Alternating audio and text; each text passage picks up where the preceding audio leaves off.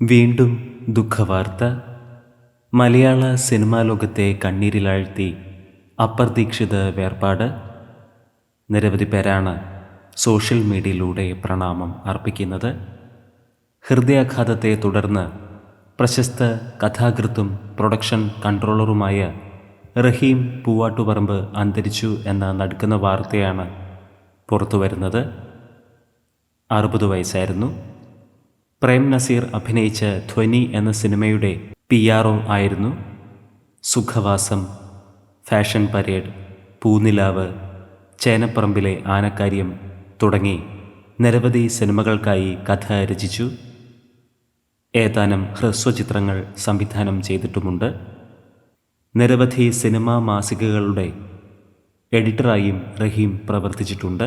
Cinema ലോകത്തിന് കനത്ത ഒരു നഷ്ടമാണ് സംഭവിച്ചിരിക്കുന്നത്. ഇദ്ദേഹത്തിന് 60 വയസ്സായിരുന്നു. പ്രണാമം.